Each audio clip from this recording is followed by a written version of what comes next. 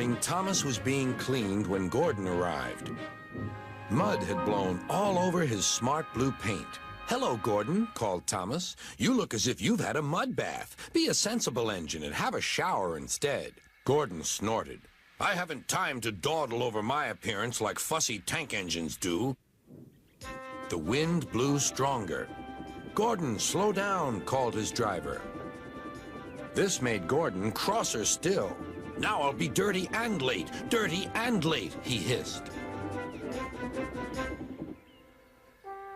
At the next station was a sign. All trains must wash down daily. James had just finished being cleaned. "Come on, Gordon," said his driver. "You'll feel better, too, after a good hose down." "Bah," said Gordon, and angrily let off steam. "You're a very naughty engine," said Gordon's driver. "Now James will need another shower. You'll have to wait your turn till later." "Good riddance," huffed Gordon. "I'm far too busy to waste time with water."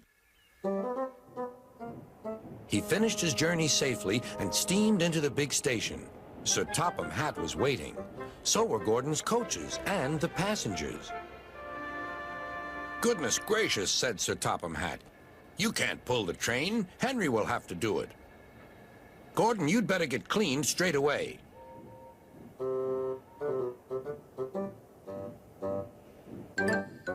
Gordon was soon being washed. "Mind my eyes," he grumbled. Then he pulled cars for the rest of the day. Freight trains, he spluttered. He felt his position deeply. "That's for you, and you, and you." "Cars will be cars," laughed James. "They won't with me," snorted Gordon. "I'll teach them." James got ready to take the express when Gordon returned. "Be careful," warned Gordon. "The hills are slippery. You may need help." "I don't need help on hills," replied James huffily. Gordon thinks he knows everything.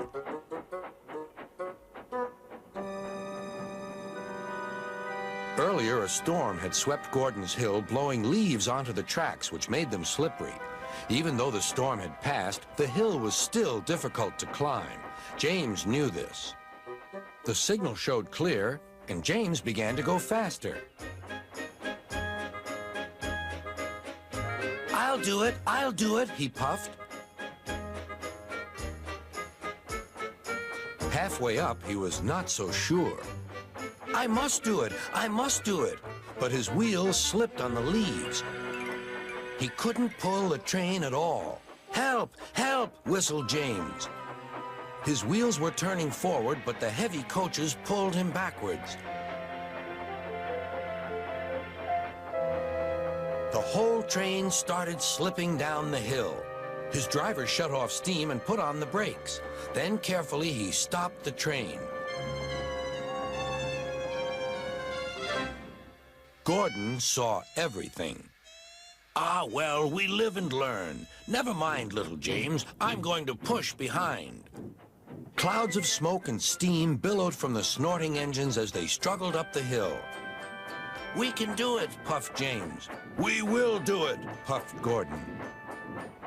At last, they reached the top. "Beep, beep. Thank you. Goodbye," whistled James. "Boop, boop," answered Gordon. "Goodbye." That night, Sir Topham Hatt came to see the engines. Gordon was miserable. "Please, sir," said Thomas, "can Gordon pull coaches again now?" "If you understand that having a washdown is essential to every engine, then yes, Gordon, you may." "Thank you," grunted Gordon. "Dirty or clean, I'm a famous machine."